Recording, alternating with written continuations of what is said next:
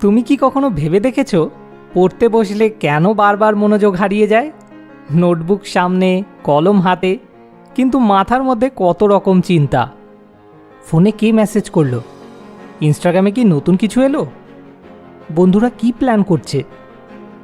এইসব চিন্তায় ডুবে গিয়ে ঠিকমতো পড়া হয়ে ওঠে না। অথচ এই সময়টাই সবচেয়ে গুরুত্বপূর্ণ। 18 থেকে 24 বছরের এই সময়টাই জীবন গড়ার সেরা সুযোগ, যেখানে তুমি চাইলেই নিজের ক্যারিয়ার, ভবিষ্যৎ আর একটা সফল জীবনের বীজ বপন করতে পারো। তাহলে কিভাবে এসবের মধ্যে পুরো 100% ফোকাস ধরে রেখে পড়াশুনো করবে? তুমিও কি এমন কোনো একটা রুটিনের খোঁজে আছো যা তোমাকে দিন শেষে প্রোডাক্টিভ এবং স্যাটিসফাইড ফিল করাবে? চিন্তা নেই, আজ আমরা এই জীবন সমস্যার সমাধান নিয়েই আলোচনা করব, যা তোমাকে প্রতিদিন 100% মনোযোগ ধরে রাখতে সাহায্য করবে। তাহলে চলো শুরু করা যাক। স্মার্ট আইডিয়া নাম্বার 1, সঠিক সময়ে ঘুমাতে যাওয়া। আমাদের মস্তিষ্ক এবং শরীরের কার্যক্ষমতা সঠিকভাবে পরিচালনার জন্য পর্যাপ্ত ঘুম অপরিহার্য। বিশেষ করে প্রতিদিন 7 থেকে 8 ঘন্টা ঘুম ভীষণভাবে প্রয়োজনীয়। কারণ ঘুম যদি পূরণ না হয় তাহলে ক্লান্তি, অলসতা এবং মুড সুইংয়ের কারণে আমরা ফোকাস হারাতে শুরু করি। যদি তুমি প্রতিদিন পড়াশোনায় নিজের 100% মনোযোগ ধরে রাখতে চাও, তাহলে সবার আগে তোমাকে একটা সঠিক ঘুমের সময়সূচি মেনে চলতে হবে। তো কিভাবে সেটা শুরু করবে? সবার আগে হিসাব করে নিয়ে রাতে একটা নির্দিষ্ট সময়ে ঘুমাতে যাও, যাতে করে তুমি 7 থেকে 8 ঘন্টা ঘুম পূরণ করে পরদিন সকালে ঘুম থেকে উঠতে পারবে। তুমি চাইলে স্লিপ ট্র্যাকিং অ্যাপস ব্যবহার করতে পারো, যাতে করে তুমি জানতে পারবে যে ঠিক কটা থেকে কটা অবধি এবং কতক্ষণ তুমি ঘুমাচ্ছ। আর রাতে যাতে ঘুম আসতে দেরি না হয়, তার জন্য ঘুমাতে যাওয়ার অন্তত 1 ঘন্টা আগে ফোন বা অন্য স্ক্রিন এড়িয়ে চলো। এর ফলে তোমার মস্তিষ্ক আরও দ্রুত রিল্যাক্স হবে। স্মার্ট আইডিয়া নাম্বার 2, পড়াশুনোর জন্য একটা নির্দিষ্ট সময় বেছে নেওয়া। একটা নির্দিষ্ট সময়ে প্রতিদিন পড়াশুনো করলে আমাদের মস্তিষ্ক অভ্যাসে চলে আসে এবং সেই সময়টাতে ফোকাস করা সহজ হয়ে যায়। যেমন ধরো, তুমি যদি প্রতিদিন সন্ধ্যা 6টা থেকে 8টা পর্যন্ত পড়াশুনো করো, তাহলে মস্তিষ্ক সেই সময়টাতে পড়াশুনো করার জন্য তৈরি থাকবে। এতে করে ওই সময় ফোকাস হারানোর প্রবণতাটা অনেকখানি কমে যাবে। তো কিভাবে সেটা শুরু করবে? প্রথমে নিজের ডেইলি রুটিন চেক করো এবং দেখো দিনের মধ্যে কোন সময়গুলোতে তুমি সবচেয়ে বেশি প্রোডাক্টিভ অনুভব করো। সেই অনুযায়ী দিনের কিছু সময়কে শুধুমাত্র পড়াশোনার জন্য নির্দিষ্ট করো। যেমন সকালে ঘুম থেকে উঠে 2 ঘন্টা বা সন্ধ্যায় বাড়ি ফিরে 2 ঘন্টা। এই সময়টা অন্য কোনো কাজের জন্য নয়। এইভাবে প্রতিদিন সময় বেঁধে নিয়ে পড়া শুরু করো। স্মার্ট আইডিয়া নাম্বার 3, মস্তিষ্কের জন্য নিউট্রিশিয়াস খাবার খাওয়া। আমাদের শরীরের মতোই মস্তিষ্কেরও পুষ্টি দরকার। ভালো খাবার খেলে যেমন আমাদের শরীর শক্তিশালী হয়, তেমন মস্তিষ্কেরও কার্যক্ষমতা বৃদ্ধি পায়। মস্তিষ্কের কার্যক্ষমতা বাড়ায় এমন কিছু খাবার হলো বিভিন্ন রকমের বাদাম, যেমন আখরোট, কাজু বাদাম, এছাড়া বিভিন্ন মাছ, বিশেষ করে ইলিশ ও তেল সমৃদ্ধ মাছ, ডার্ক চকলেট ও সবুজ শাকসবজি। তো কিভাবে এই খাবারগুলো প্রতিদিনের খাবারের মধ্যে আনবে? সকালে ব্রেকফাস্ট হিসাবে বিভিন্ন রকমের বাদামগুলো খেতে পারো। দুপুরে খাবারে তেল সমৃদ্ধ মাছ বা অন্য কোনো প্রোটিনযুক্ত খাবার রাখো। বিকালে বা সন্ধ্যায় স্ন্যাক্স হিসেবে ডার্ক চকলেট খেতে পারো। আর রাতের খাবারে হালকা কিন্তু পুষ্টিকর কিছু সবুজ শাকসবজি রাখো, যেমন ভেজিটেবল স্যুপ বা সালাদ। স্মার্ট আইডিয়া নাম্বার 4, পড়ার টেবিলে সঠিক পরিবেশ তৈরি করা। তুমি যে জায়গায় বসে পড়াশোনা করছো সেটাও ফোকাস ধরে রাখার ক্ষেত্রে গুরুত্বপূর্ণ ভূমিকা পালন করে। যদি তোমার পড়ার টেবিল পরিষ্কার পরিচ্ছন্ন এবং ঝামেলামুক্ত না হয়, তবে মনোযোগ হারানো স্বাভাবিক। তো কিভাবে পড়ার পরিবেশ তৈরি করবে?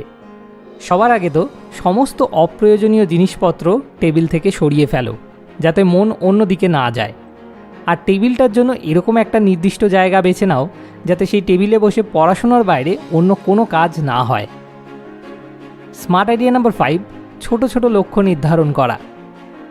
অনেক বড় লক্ষ্য নির্ধারণ করলে মাঝে মাঝে সেটা হাতের নাগালের বাইরে মনে হয় এবং এটাই ফোকাস হারানোর অন্যতম কারণ হয়ে দাঁড়ায়।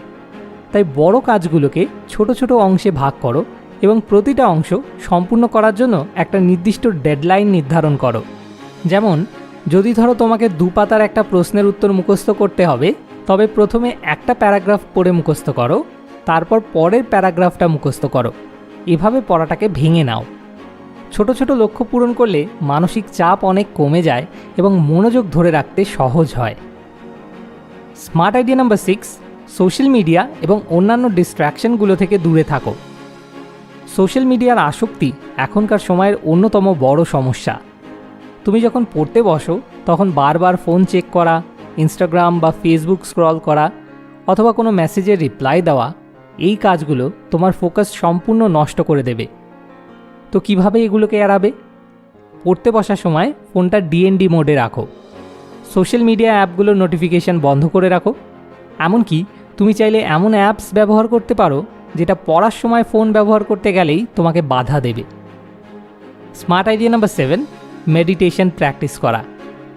মেডিটেশন আমাদের ফোকাস করার ক্ষমতা বাড়াতে সাহায্য করে, কারণ মেডিটেশন প্র্যাকটিস করার ফলে মানসিক চাপ কমে এবং মনকে বর্তমান মুহূর্তে ধরে রাখার অভ্যাস তৈরি হয়।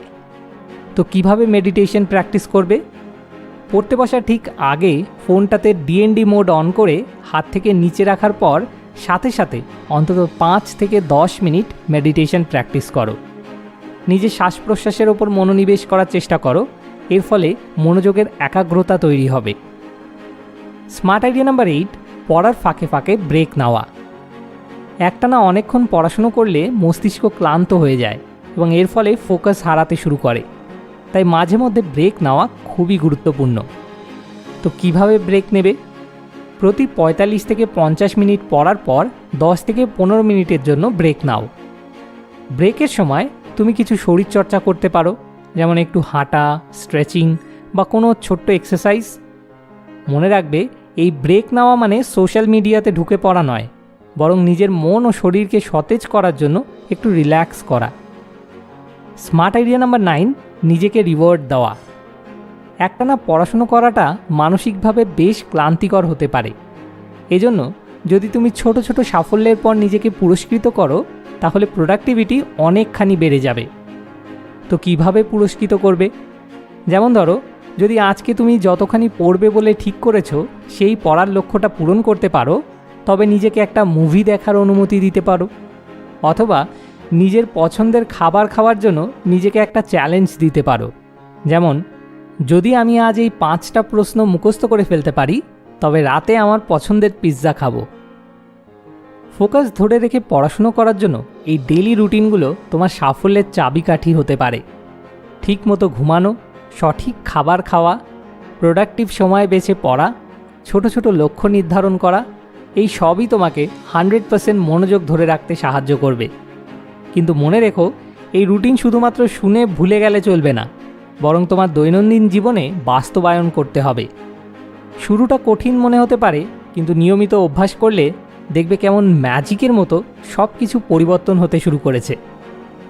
একটা কথা মনে রেখো, সফলতার গন্তব্যে পৌঁছানোর জন্য প্রতিদিনই ছোট ছোট পদক্ষেপ নেওয়াটা জরুরি, কারণ বিন্দু বিন্দু মিলেই সিন্ধু হয়। তোমার বন্ধুদের সাথেও এই রুটিনটা শেয়ার করো, যারা তোমার মতোই তাদের ফোকাস ঠিক করতে চায়। আর হ্যাঁ, তুমি যদি অলরেডি এই রুটিনের কোনো টিপস ফলো করো, তাহলে কমেন্টে আমাদের সাথে শেয়ার করতে ভুলো না যেন। তোমার গল্পটাই হয়তো অন্য কাউকে আরও অনুপ্রাণিত করবে। এবার পালা মোস্ট মোটিভেটিং কমেন্টের। আমি না, এটা শুনে সত্যিই ভালো লাগলো যে আমাদের ভিডিওগুলো তোমাকে এতখানি সাহায্য করেছে এবং তোমার সাফল্যে আমরা কিছুটা হলেও ভূমিকা রাখতে পেরেছি। তোমার এসএসসির ভালো রেজাল্টের জন্য অনেক অনেক শুভেচ্ছা। ইন্টার ফার্স্ট ইয়ারেও ঠিক এভাবেই মনোযোগ দিয়ে পড়াশোনা চালিয়ে যাও। সব সময় তোমার পাশে আছি। মোর উইজডম, মোর সলিউশন, বেটার লাইফ।